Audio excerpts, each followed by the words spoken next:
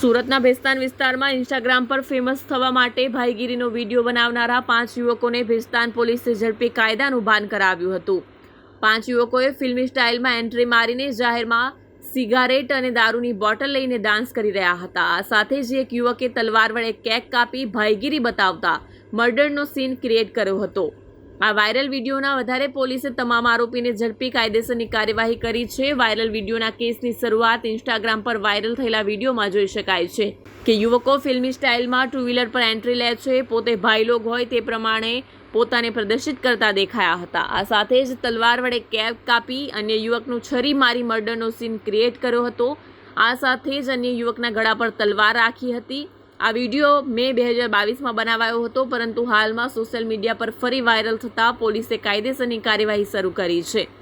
યુવકે ફરી આવું ન કરવા માટે માફી માંગી। ધરપકડ બાદ તમામ યુવકોએ પોતાની ભૂલ માટે માફી માંગી હતી અને કહ્યું કે આ વિડીયો જૂનો હતો। તેમણે પોલીસને વચન આપ્યું છે કે તેઓ ફરી ક્યારેય આવા જોખમી વિડીયો બનાવી લોકોને ગુમરાહ નહીં કરે।